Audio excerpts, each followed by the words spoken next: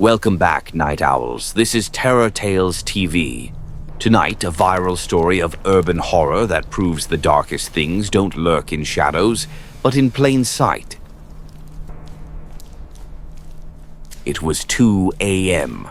I was walking home through the deserted city after a late night. The neighborhood was usually safe, but tonight, an unsettling silence hung in the air. As I turned onto my street, I saw a figure, a man dancing. He was graceful, but his dance was unsettling, a slow, almost deliberate waltz. This was odd, but harmless. I kept walking, giving him a wide berth. Then he stopped, instantly, in mid-motion, as if someone hit pause.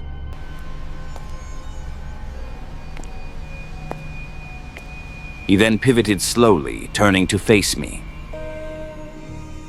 That's when I saw the smile. It stretched unnaturally wide, almost reaching his ears. It wasn't joyful, it was predatory, frozen. I felt a surge of pure, primal fear. Every instinct screamed, "Run!" But I couldn't move. My feet were cemented to the pavement. He took one step, a single deliberate step towards me.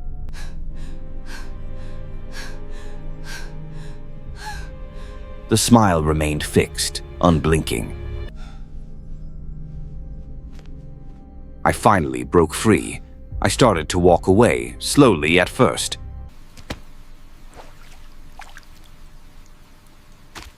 I didn't dare run. I didn't want to provoke him. He took another step, then another. He was walking now. Not running, just walking, maintaining the exact same distance. I turned a corner, picked up speed, looked back. He was still there. The streets were empty, no cars, no people, just him and me. I crossed the street. He crossed the street, still the same distance.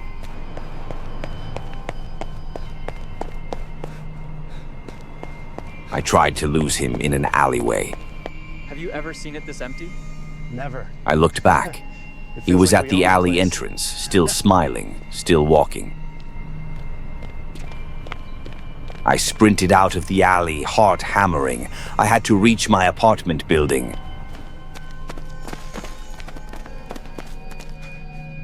I heard a change in his pace, not walking anymore.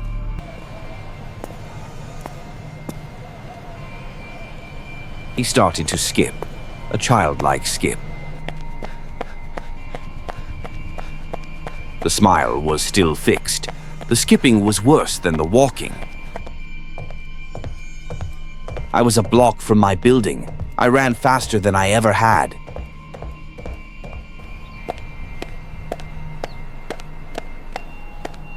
I glanced back. He was just across the street.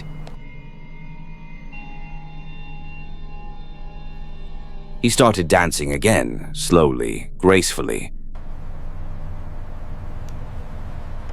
But this time he was dancing towards me, slowly, inevitably.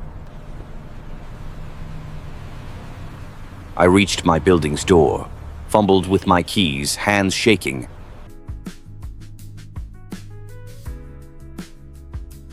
The key slid in. I heard him just behind me. I opened the door, stepped inside, and slammed it shut, throwing the bolt. I pressed my face to the peephole. My breath fogged the glass.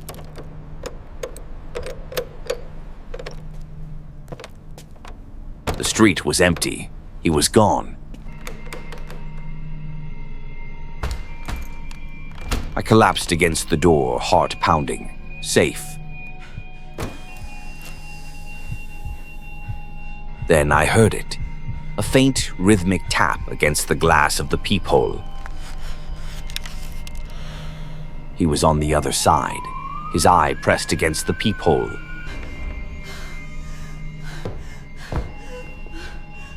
I screamed, stumbling backward, tripping on the steps.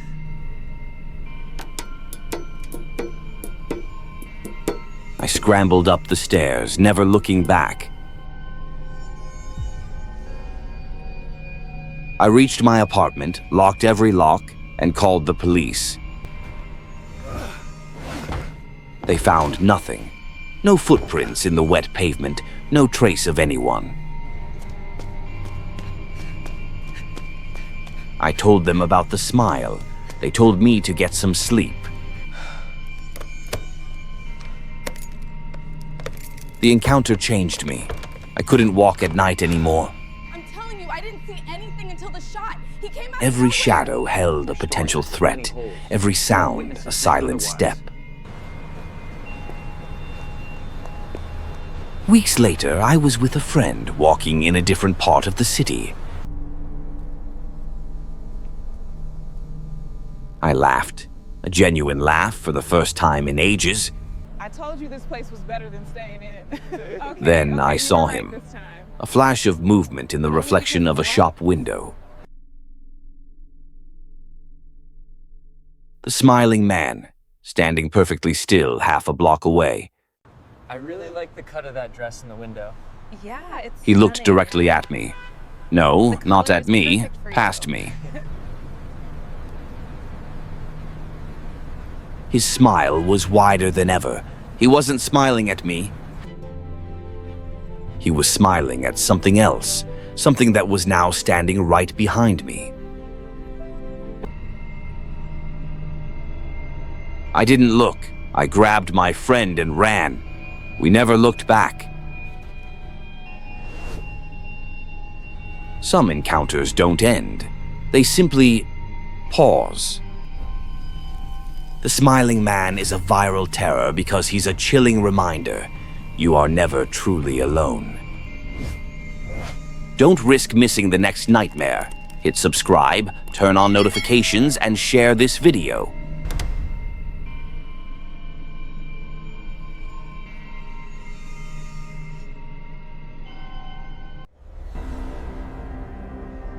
Welcome back, Dark Souls. This is Terror Tales TV.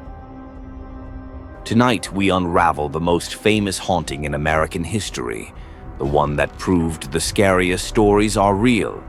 1970, the Perron family moved into the old Arnold estate, believing they had found their dream home. They quickly realized they weren't alone.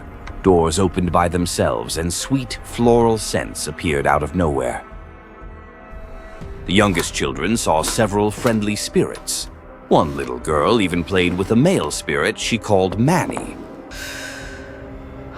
But the mother, Carolyn, felt a different presence, one of hostility and immense cold. One daughter, Cindy, woke up to an old woman hovering over her bed, giving her a cold, dry kiss on the forehead. The spirit smelled like death, not a mother.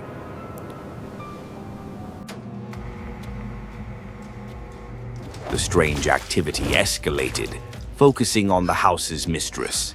Every member of the family reported hearing the sound of a voice, a low, rhythmic groan, always repeating the same words.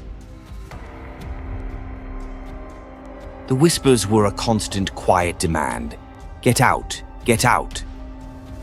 The tension was suffocating.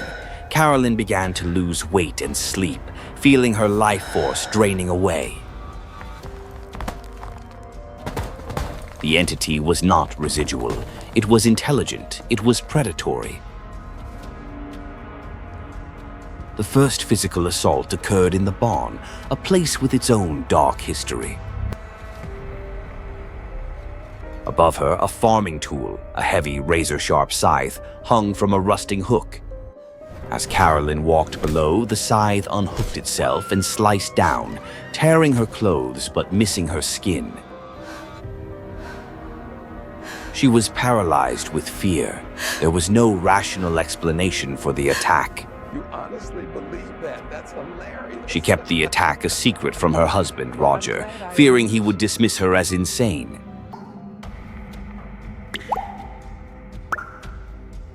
But the attacks became personal and undeniable. One day, while Carolyn was in the shower, her daughter, Andrea, witnessed the impossible. A wooden coat hanger, wielded by an unseen force, was violently striking Carolyn. The invisible hand stopped only when the coat hanger was flung to the floor. Carolyn decided she had to know who or what had claimed her home. She began to research the house's history. She learned that the farmhouse was plagued by decades of tragedies, poisonings, tragic accidents, and suicide. She discovered the story of an old woman, Mrs. John Arnold, who had tragically hanged herself in the same barn. The exact spot where the scythe had almost killed Carolyn.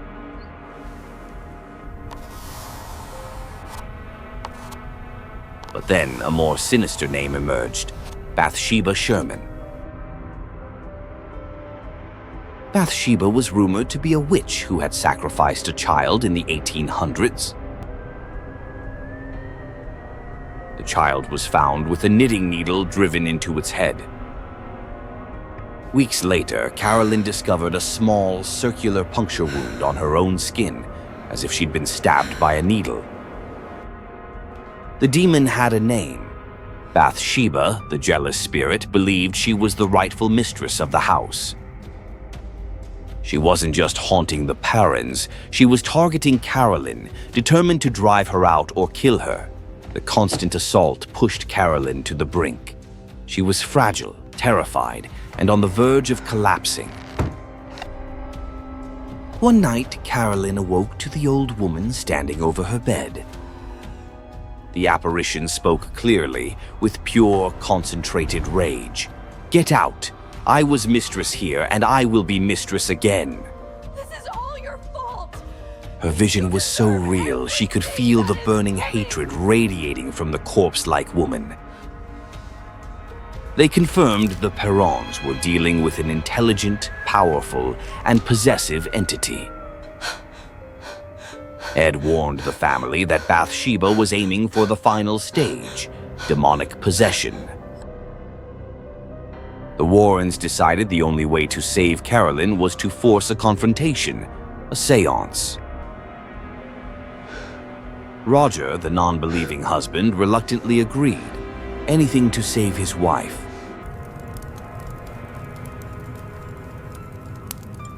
The family joined hands.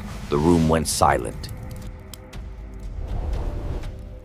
As the Warrens began their invocation, the temperature dropped instantly.